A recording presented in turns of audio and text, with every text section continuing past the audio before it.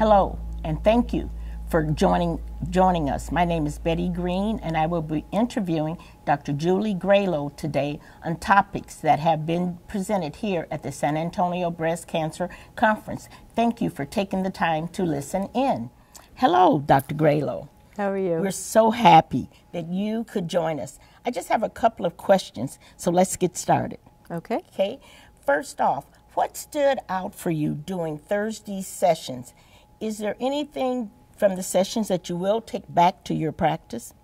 I think there were a couple of really interesting presentations that are really very clinically applicable. So the first would be a presentation of the Bolero 2 trial, and this was a trial of metastatic estrogen receptor positive breast cancer patients who had already had a bunch of endocrine therapy, and their tumors had now figured out how to progress on it.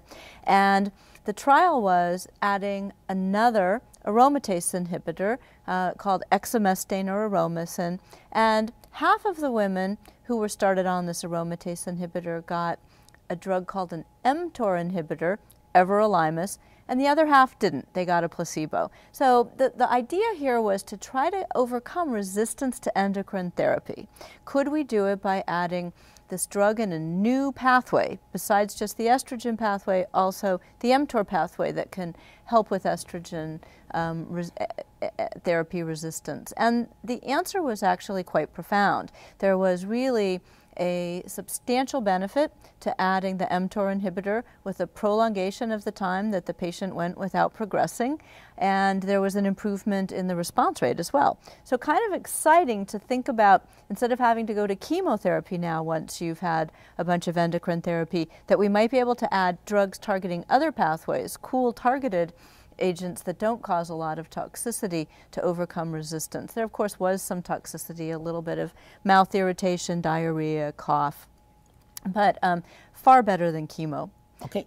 So was this something that you're going to be able to take back home to your practice? Absolutely. The drug is already approved. Everolimus is already approved for another kind of cancer. We expect that this will likely lead to its approval in breast cancer. And for my patients who have metastatic disease where I'm thinking of another endocrine therapy, I think that when we get the drug approved, we'll be able to have another mechanism and we can delay chemotherapy. Okay.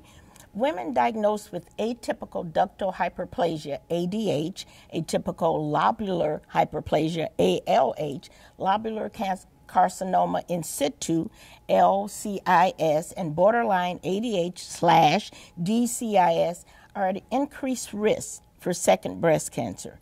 But what are the characteristics of these second cancers?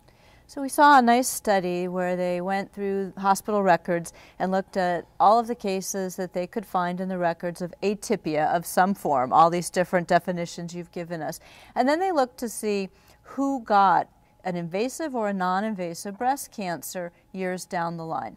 And what they found was that at 10 years, the women who had either atypical ductal hyperplasia or this borderline atypia bordering on DCIS, they had about a 14% chance of getting a breast cancer at 10 years. And the women who had been diagnosed with the atypical lobular hyperplasia or LCIS had about a 20-ish% chance at 10 years.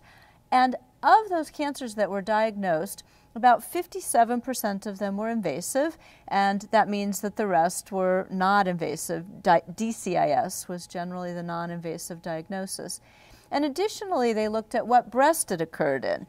And while it was more common that it was in the breast where the original atypia occurred, that was only about 55% of the cases. At least 40% of the time, the cancer was showing up in entirely the opposite breast, and a few percent of the time, it was actually showing up in both breasts. So I think the key here is, if we have a biopsy that shows atypia, that means that the patient has a higher risk of breast cancer, both invasive and non-invasive, anywhere in either breast over the next many, many years.